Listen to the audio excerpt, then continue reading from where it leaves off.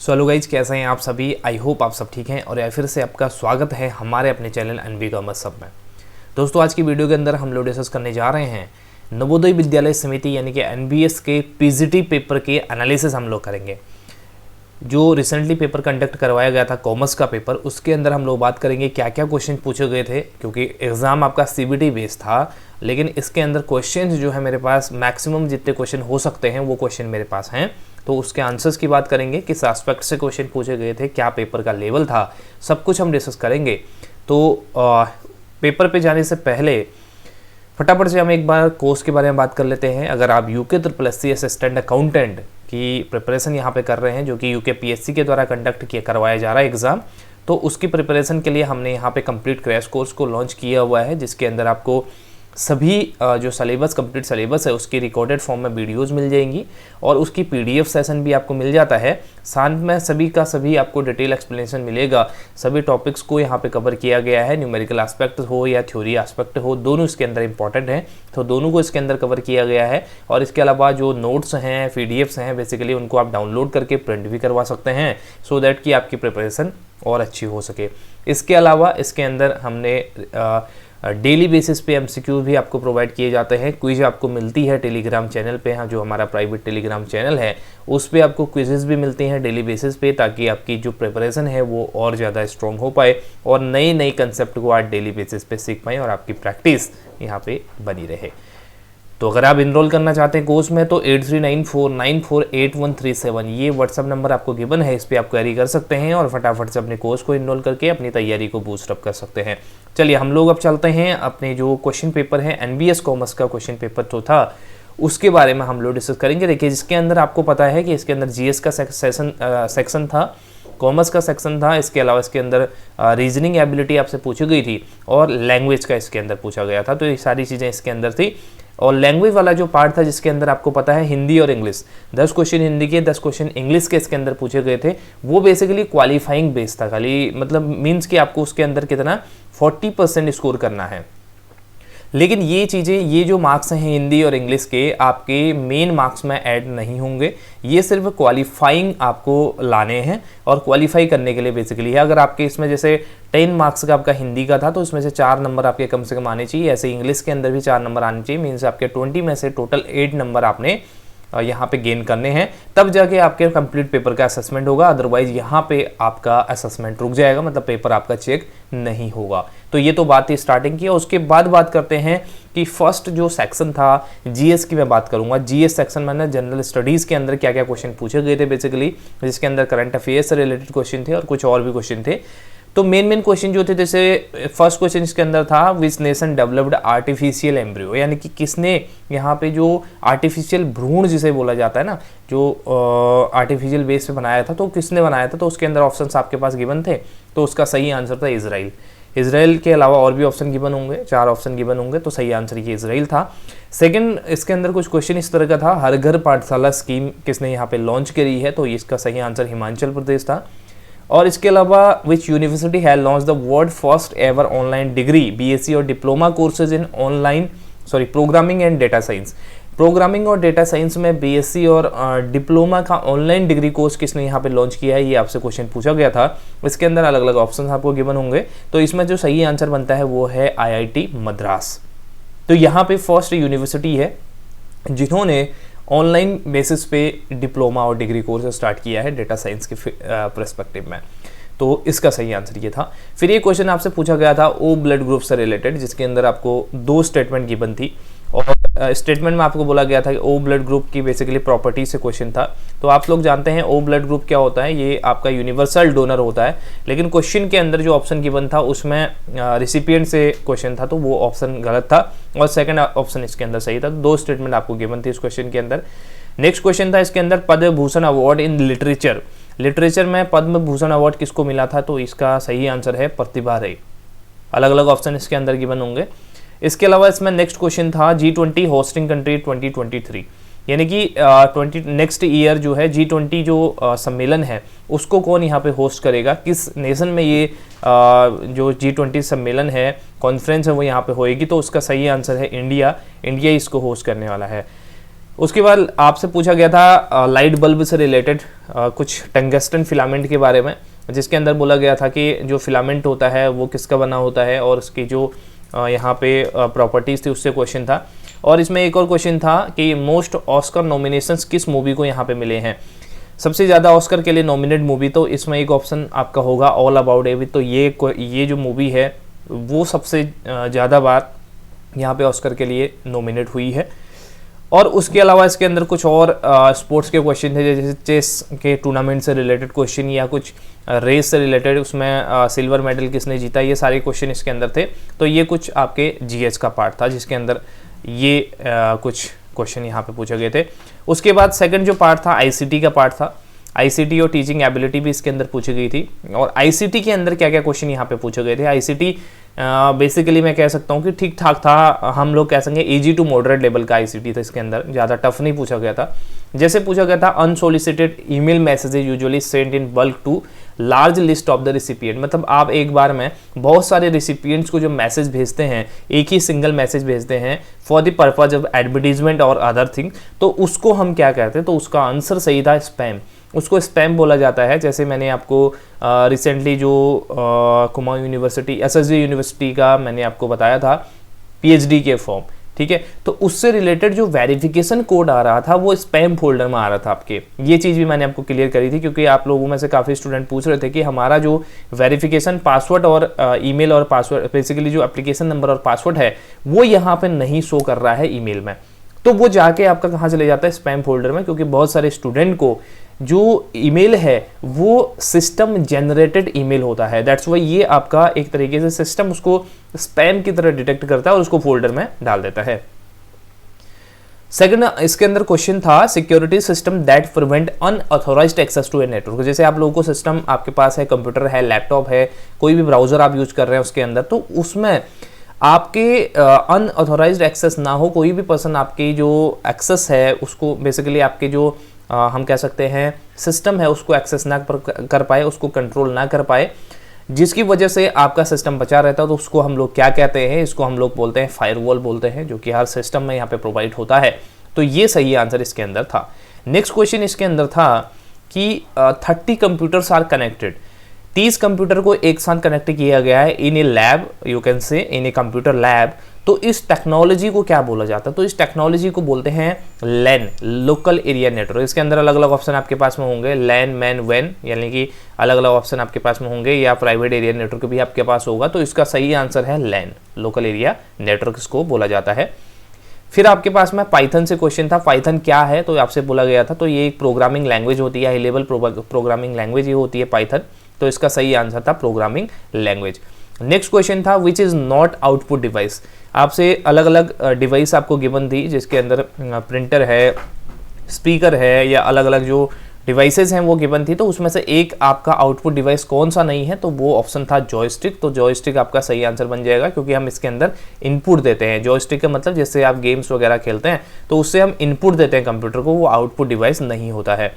फिर next question था full form of GBPS. GBPS का फुल फॉर्म पूछा गया था, आप सभी लोग इंटरनेट यूज करते हैं, तो जीबीपीएस का फुल फॉर्म होता है gigabits per second, gigabits per second GBPS. और केबीपीएस पूछेगा तो किलोबाइट पर सेकंड, ये भी किलोबिट्स पर सेकंड, ये भी आपका सही आंसर इसके अंदर होता है।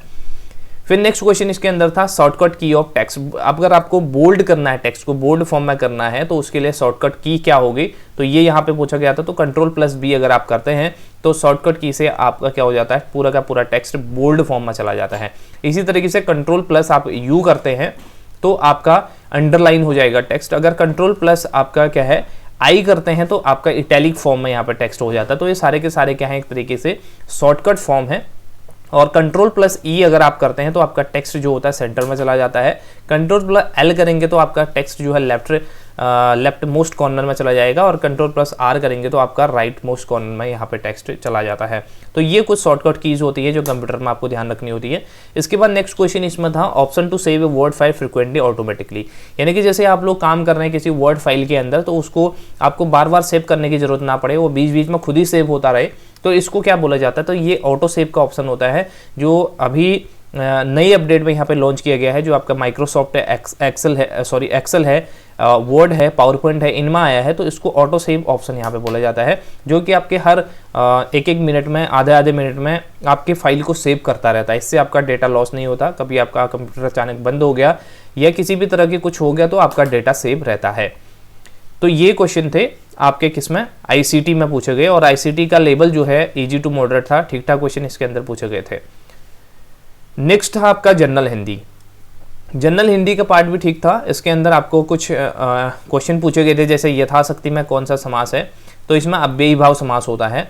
और दूसरा क्वेश्चन इसके अंदर था सूर्य के पर्यायवाची से पूछा गया था, और ऑप्शन आपके पास में अलग अलग ऑप्शन गिवन थे, कौन सा पर्यायवाची नहीं है, ये क्वेश्चन आपसे पूछा गया था। तो इसमें एक ऑप्शन आपको सेलेक्ट करना था, जिसमें अलग अलग ऑप्शन आपको गिवन थे।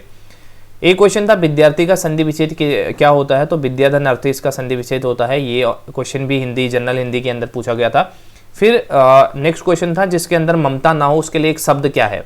जैसे इसके अंदर ऑप्शन गिवन थे, अलग अलग ऑप्शन आपके पास में थे, तो इसका जो मोस्ट अप्रोप्रिएट ऑप्शन में से लग रहा था वो कठोर ऑप्शन हो सकता है, क्योंकि ममतामयी और ये सारी चीज़ें इसके अंदर ऑप्शन में गिवन थे, तो ये ऑप्शन इसके अंदर बन सकता है। बहती गंगा में हाथ धोने का अर्थ, ये मुहावरा आपसे पूछा गया था, तो इसका मतलब होता है मौके का फ़ायदा उठाना। तो बहती गंगा में हाथ धोना जैसे हम डेली लाइफ में भी बोलते हैं, तो ये इसका सही आंसर था। और इसके अलावा एक पैसेज के क्वेश्चन इसके अंदर पूछे गए थे, पूरा पैसेज दिया गया था, उसके अंदर 4 से 5 क्वेश्चन आपको पूछे गए थे।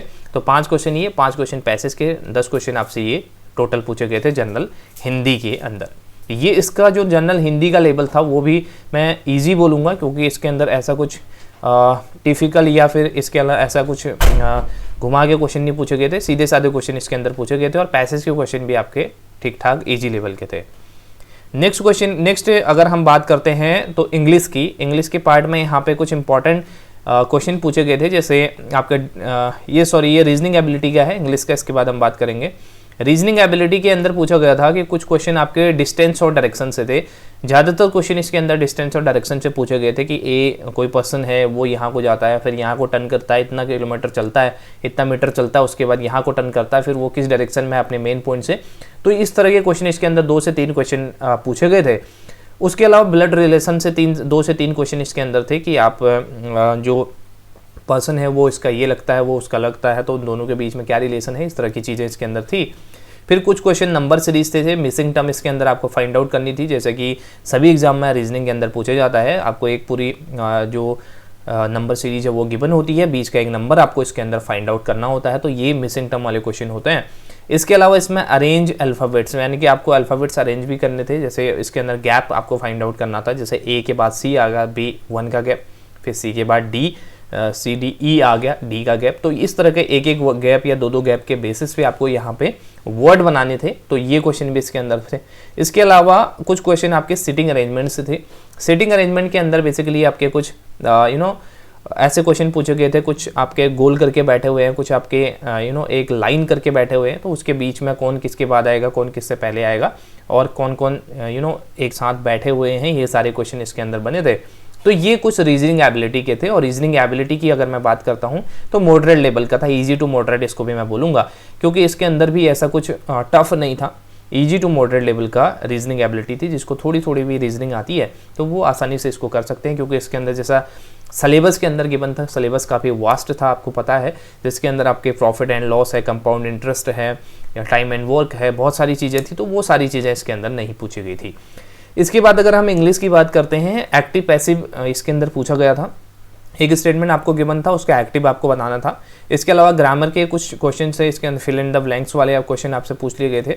एरर फाइंड आउट करने वाला क्वेश्चन आपसे पूछ लिया गया था। और इसके अलावा हिंदी की तरह ही इसमें भी पैसेज था। तो हिंदी और इंग्लिश का जो पैटर्न होता है ऑलमोस्ट सेम होता है। हिंदी के अंदर आपके हिंदी से बेसिक हिंदी से क्वेश्चन आते हैं, इसके अंदर बेसिक इंग्लिश से क्वेश्चन पूछे जाते हैं, जो कि क्वालिफाइंग नेचर का होता है। तो ये आपके रीजनिंग एबिलिटी और इंग्लिश का पार्ट था। क्लियर। अब उसके बाद अगर हम बात करते हैं इसके अंदर कॉमर्स की, कॉमर्स के अंदर अगर हम बात करते हैं कौन कौन से क्वेश्चन इसके अंदर पूछे गए थे, तो कुछ क्वेश्चंस हैं मेरे पास, जैसे a person who gives an impression to the others that he is the partner of the firm, तो his own initiative conduct of the behaviour, यानी कि एक ऐसा पर्सन जो ये मानता है कि मैं फर्म का पार्टनर हूँ, या दूसरे लोगों को बिलीव भी दिलाता है कि मैं फर्म का पार्टनर हूँ, तो उस पार्टनर को क्या बोला जाता है, तो पार्टनर बाय एपिस्टोपल इसको बोला जाता है। ये सही आंसर इसके अंदर बनेगा। सेकंड था minimum subscription is not reached. अगर आपके पास में क्या है, मिनिमम सब्सक्रिप्शन नहीं मिला, जो कि आपके जब आप CS इशू करते हैं तो उस समय मिनिमम सब्सक्रिप्शन आपके पास में 5% का होना चाहिए, तो वो अगर आपके पास में नहीं आता है तो उसमें आप क्या करते हैं, सारा का सारा डिपॉजिट जो है वो वापस कर देते हैं। और वो वापस कितने दिन में आप रिफंड करेंगे, तो विद इन 15 डेज और ऑफर क्लोजर, यानी कि जब ऑफर आपका क्लोज हो गया उसके 15 दिन के अंदर अंदर आपको वो पैसा वापस करना होता है। तो ये सही आंसर इसके अंदर था। नेक्स्ट क्वेश्चन की अगर हम बात करते हैं, प्रोराटा अलॉटमेंट का क्वेश्चन था, जिसके अंदर 2 से 3 क्वेश्चन पूछे गए थे प्रोराटा अलॉटमेंट का, जिसके अंदर कि एक पर्सन ने इतने CS के लिए अप्लाई किया, इतने CS को अलॉट हुए, तो बताइए कि आपके जो सिक्योरिटी प्रीमियम अकाउंट है उसमें कितना पैसा जाएगा। या शेयर फॉरफीचर से क्वेश्चन पूछे गए थे काफ़ी। शेयर फॉरफीचर से मतलब कि आपके शेयर इतने इश्यू किए, वो इस कॉल का पेमेंट नहीं कर पाया तो उसके शेयर को फॉरफिट कर लिया, तो बताओ कि कितने पैसे उसने फॉरफिट कर लिए कंपनी ने। ये सारी चीज़ें थी, और री इशू का भी यहाँ पे क्वेश्चन था। उसके अलावा अगर बात करते हैं अकाउंट्स मेंटेन बाय NPO, ये क्वेश्चन पूछा गया था कि कौन से अकाउंट्स मेंटेन किए जाते हैं NPO, not for profit organization के द्वारा। तो इसके अंदर रिसीट एंड पेमेंट अकाउंट बनाया जाता है, इनकम एंड एक्सपेंडिचर अकाउंट बनाया जाता है, और बैलेंस शीट, ये 3 अकाउंट प्रिपेयर किए जाते हैं NPO के द्वारा। इसका सही आंसर इसमें बनता है। इसके अलावा इसके अंदर regulation of functions of SEBI से पूछा गया था, SEBI securities and exchange board of India. तो इसका रेगुलेशन फंक्शन क्या है, ये आपसे पूछा गया था। इसके अंदर अलग अलग ऑप्शन आपको गिवन थे, तो इसके अंदर जो मोस्ट अप्रोप्रिएट आंसर बनता वो बनता कि जिसमें आपके लॉ से रिलेटेड बेसिकली, जिसके अंदर फाइन है, या इसके अंदर जो आपकी अलग तरह की एक्टिविटी कर रहे हैं, जिसके अंदर आपको इनफेयर ट्रेड प्रैक्टिसेस, या फिर इसके अलावा आप क्या कर रहे हैं, अपने कंज्यूमर्स का, जो बेसिकली आपके ट्रेडर हैं, जो हम लोग हैं, हमारे रूल्स एंड रेगुलेशंस का जो हमारे लिए बनाए गए हैं उनका वायलेशन अगर आप कर रहे हैं तो उसके अंदर फाइन चार्ज किया जाता है, पेनल्टी चार्ज की जाती है। तो ये रेगुलेशन फंक्शन होता है SEBI का, तो इससे रिलेटेड ऑप्शन आपका सही आंसर बनता था। उसके अलावा अगर बात करते हैं इसके अंदर limit of the state consumer dispute redressal form, आपको पता है हमारा जो कंज्यूमर डिस्प्यूट रेड्रेसल फॉर्म है वो आपका 3 लेवल पे काम करता है। एक आपका करता है यहाँ पे डिस्ट्रिक्ट लेवल पे, एक आपका स्टेट लेवल पे, एक आपका नेशनल लेवल पे, राइट। तो डिस्ट्रिक्ट लेवल पे अलग लिमिट है इसकी, स्टेट लेवल पे अलग लिमिट है, और आपके नेशनल लेवल पे अलग लिमिट है। अब इसके अंदर क्लियरली यहाँ पे मेंशन था 2019, तो 19 की लिमिट हम लेंगे, नहीं तो पुराने वाले कंज्यूमर प्रोटेक्शन एक्ट की अगर हम बात करें उसके अंदर लिमिट कुछ और थी, लेकिन 2019 के अंदर इस लिमिट को रिवाइज कर दिया गया था। तो अगर हम इसके अंदर बात करते हैं डिस्ट्रिक्ट लेवल पे, तो आपको पता है कि इसके अंदर 1 करोड़ तक के सेटलमेंट वो हैं डिस्ट्रिक्ट लेवल के, राइट। ये आपके 1 करोड़ तक के सेटलमेंट के लिए डिस्ट्रिक्ट लेवल पे, डिस्ट्रिक्ट रेड्रेसल फॉर्म पे आपका ये किया जाएगा सेटलमेंट।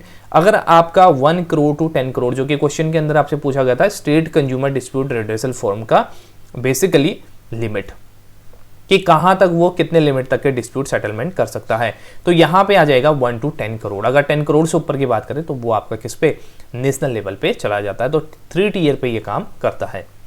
नेक्स्ट क्वेश्चन था वॉलंटरी डिसोल्यूशन ऑफ फर्म, ये क्वेश्चन पूछा गया था, इसके अंदर अलग अलग ऑप्शन आपके पास में गिवन थे। तो वॉलंटरी डिसोल्यूशन कब होता है, बेसिकली कब नहीं होता, ये क्वेश्चन था एग्जाम के अंदर। तो आपको पता होना चाहिए वॉलंटरी डिसोल्यूशन कब होता है, जब आप खुद जो फर्म के पार्टनर हैं वो खुद की मर्जी से वो चीज़ वहाँ पे करते हैं, डिसोल्यूशन करते हैं, जिसके अंदर अगर रूल्स एंड रेगुलेशंस की बात की जाए, कहीं पे आपके क्राइटेरिया फुलफिल नहीं हो रही है, कहीं पे आपके मिनिमम जो मेंबर्स हैं वो यहाँ पे नहीं हो रहे, तो उस केस में ये वॉलंटरी डिसोल्यूशन नहीं होगा। नेक्स्ट क्वेश्चन था आपका गुडविल डिस्ट्रीब्यूशन से क्वेश्चन था, जिसके अंदर आपके पार्टनरशिप से काफ़ी क्वेश्चन पूछे गए थे एग्जाम के अंदर। पार्टनरशिप बेसिकली जिसके अंदर रेशियो से ये क्वेश्चन था कि क्या यहाँ पे होगा, और गुडविल अगर एक पार्टनर लेके आ रहा है तो वो गुडविल कैसे यहाँ पे डिस्ट्रीब्यूट की जाएगी। एक पार्टनर अगर रिटायर हो रहा है तो उसकी जो गुडविल है वो किस तरह से यहाँ पे डिस्ट्रीब्यूट होगी, ये सारी चीज़ें, तो यहाँ पे ये क्वेश्चन भी पूछा गया था। नेक्स्ट क्वेश्चन इसके अंदर था goods distributed as sample will be recorded in which book. अगर आप क्या कर रहे हैं, अपने प्रमोशन के लिए फ्री सैंपल डिस्ट्रीब्यूट कर रहे हैं तो उसको कहाँ रिकॉर्ड किया जाता है। इसकी जनरल एंट्री आप सबको पता होगा, बेसिकली इसके अंदर परचेज अकाउंट को क्रिएट किया जाता है, लेकिन इसकी जो रिकॉर्डिंग है वो जनरल प्रॉपर में की जाती है, या जनरल आप कह सकते हैं। तो जनरल प्रॉपर के अंदर इसकी रिकॉर्डिंग की जाएगी। तो अगर ऑप्शन में ये था तो आपका सही आंसर यही बनता है। नेक्स्ट क्वेश्चन है goods send on consignment account is transfer to. अगर आपके goods send on consignment account है उसको क्लोजिंग कहाँ यहाँ पे ट्रांसफर किया जाता है, तो वो किया जाता है ट्रेडिंग अकाउंट में। अगर आपका ट्रेडिंग अकाउंट आपने आंसर किया है तो आपका आंसर इसके अंदर सही होगा। उसके अलावा कंजर्वेटिज्म प्रिंसिपल से क्वेश्चन था इसके अंदर कि किस तरीके से हम क्या करते हैं अपने लॉसेस का फ्यूचर लॉसेस का हम लोग क्या करते हैं अभी से प्रबंधन करके चलते हैं, अभी से मैनेजमेंट करके चलते हैं, और इसके अलावा हम अपने प्रॉफिट को ओवर स्टेटेड नहीं दिखाते हैं। तो ये प्रिंसिपल कहला जाता है कंजर्वेटिव प्रिंसिपल। ठीक है, तो ये क्वेश्चन थे। इसके अलावा और भी क्वेश्चन इसके अंदर हैं, जैसे balance of income and expenditure account सोच। जो आपका NPO income and expenditure account बनाते हैं तो उसका बैलेंस क्या शो करता है, तो वो होता है सरप्लस या डेफिसिट।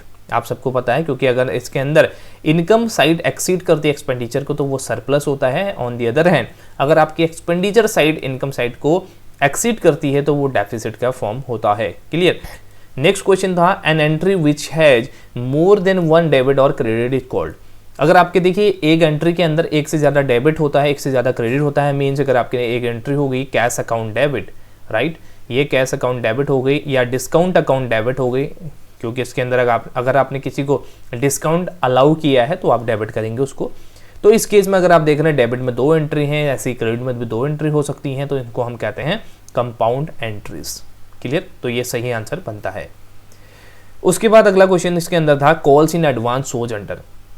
कॉल्स इन एडवांस जो होती है जब भी शेयर इशू किए जाते हैं तो कॉल्स इन एरियर भी होता है, कॉल्स इन एडवांस भी होता है। तो कॉल्स इन एडवांस जो होती है कंपनी के लिए एक लाइबिलिटी होती है, क्योंकि एडवांस में आपने वो पैसा रिसीव किया है, उस पैसे को आपको आगे सेटलमेंट करना होता है, आगे के कॉल्स में आप उसको सेटलमेंट करते हैं। That's why it is shown under current liabilities, और इसका सब हेड भी आपसे पूछा गया था तो अदर करंट लाइबिलिटी में इसको यहाँ पे शो किया जाएगा।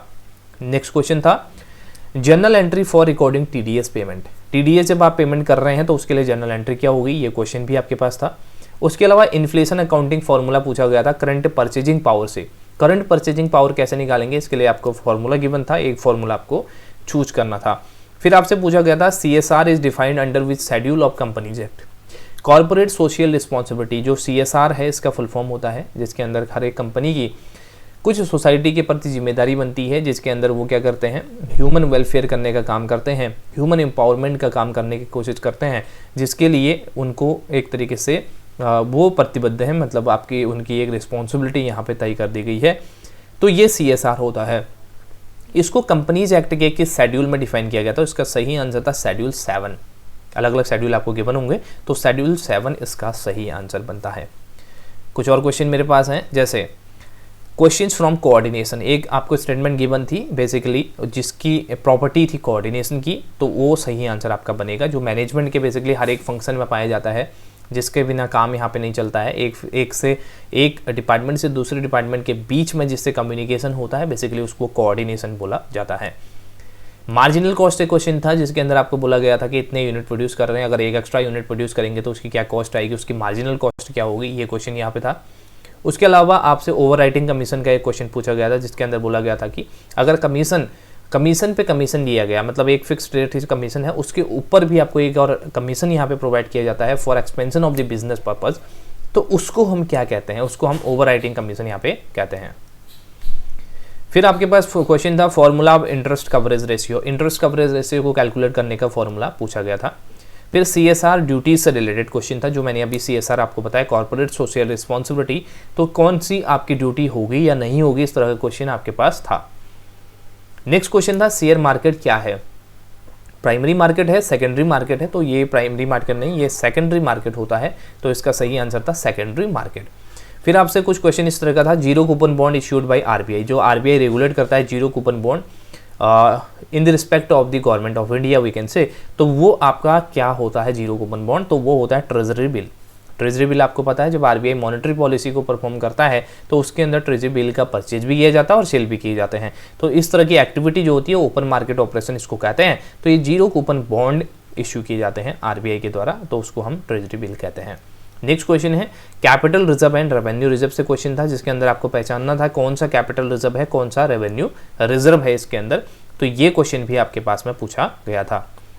फिर नेक्स्ट क्वेश्चन था an invitation to existing shareholder to purchase additional new shares in the company, यानी कि कंपनी के अंदर कुछ जो एग्जिस्टिंग शेयर होल्डर्स हैं उनको कुछ और शेयर्स डिस्काउंट पे इशू किए जाते हैं, तो उसको हम लोग कहते हैं राइट इशू बेसिकली, तो ये राइट इशू इसका सही आंसर था। क्लियर, तो ये कुछ क्वेश्चंस यहाँ पे थे जो पार्ट 1 के अंदर मैंने डाले हैं। तो ये आप लोग देख सकते हैं। कुछ क्वेश्चंस अगर आपको याद होंगे, आपने पेपर दिया है, तो कमेंट बॉक्स में ज़रूर से यहाँ पे लिखें क्वेश्चन को, और उसका आंसर जो है मैं यहाँ पे रिप्लाई करने की कोशिश करूँगा। या अगर आपको इसके ऑप्शंस भी गिवन है तो वेल एंड गुड। और बताना जरूर कि आपके पास स्कोर कितना बन रहा है अगर आपने पीजीटी कॉमर्स का पेपर दिया। इसके अलावा एक और यूनिट इसके अंदर छूट रही है, उसको मैं क्लियर करता हूँ। वो है आपका टीचिंग एप्टीट्यूड। देखिए, टीचिंग एप्टीट्यूड के अंदर सिंपल से ही क्वेश्चन थे। इसके अंदर आपके एक तरीके से आप लोग एनालिटिकल क्वेश्चन कह सकते हैं उसको। जैसे आपसे बोला गया था कि अगर आपको मस्टर्ड पढ़ाना है क्लास 8th के स्टूडेंट को, राइट, क्लास 8th के स्टूडेंट को अगर मस्टर्ड के बारे में पढ़ाना है तो उसका मोस्ट अप्रोप्रिएट मेथड क्या होगा। आप उसको पिक्चर्स दिखाएंगे, आप उसको वीडियो फॉर्म में 5 मिनट की वीडियो दिखाएंगे, या उसको आप मस्टर्ड के खेत में लेके जाएंगे प्रैक्टिकली, तो उसका मोस्ट अप्रोप्रिएट आंसर वही है कि आप क्या करेंगे, प्रैक्टिकली दिखाएंगे बच्चों को फील्ड में जाके कि इस तरह का मस्टर्ड होता है, इस तरह से उगता है, ये ऐसा दिखता है, क्योंकि ये सबसे ज़्यादा प्रैक्टिकल मेथड होता है। इसके अलावा कुछ और इसके अंदर था, जैसे आपको साइंस पढ़ाना है, राइट, साइंस अगर आपको पढ़ानी है तो उसके लिए आप क्या करेंगे, कौन सी मेथड इसके अंदर यूज करेंगे। तो मोस्ट अप्रोप्रिएट मेथड साइंस पढ़ाने के लिए, जैसे कि आपको पता है, प्रैक्टिकल मेथड होती है। प्रैक्टिकली आप करके दिखाएंगे। जैसे आपको एक सोल्यूशन से दूसरा सोल्यूशन तैयार करना है तो किस तरीके से किया जाएगा, थ्योरेटिकली समझाने के बजाय आप प्रैक्टिकली करके ज़्यादा इफेक्टिव उसको बना सकते हैं। तो इस तरह के क्वेश्चन थे। इसके अलावा कुछ और इजी क्वेश्चन पूछे गए थे कि अगर आप इस तरह के स्टूडेंट हैं, जैसे आपके एवरेज लर्नर स्टूडेंट होता है तो वो क्या करता है, एवरेज लर्नर स्टूडेंट की प्रॉपर्टी थी। जैसे इसके अंदर ऑप्शन आपको गिवन होंगे अलग अलग, उसके बेसिस पे आप उसको चूज कर सकते हैं। तो ये कुछ इंपॉर्टेंट क्वेश्चन थे और जो आपके पूछे गए थे एनबीएस के एग्जाम में, राइट। तो पार्ट 1 के अंदर मैंने इतने क्वेश्चंस आपके डाले हुए हैं। अगर आप कहेंगे तो कमेंट जरूर करना, मैं पार्ट 2 आपको ला के दूंगा। और इसके अलावा कितना आपका स्कोर बन रहा है ज़रूर से कमेंट बॉक्स में आप बताना। और दूसरी चीज़, कॉमर्स हमारे एनबी कॉमर्स हब चैनल पे नए हैं तो चैनल को ज़रूर सब्सक्राइब करें, और ऐसे ही वीडियो के लिए बेल आइकन दबाना भी ना भूलें। सो गाइस, आज की वीडियो में इतना ही। Thank you so much, have a nice day, take care.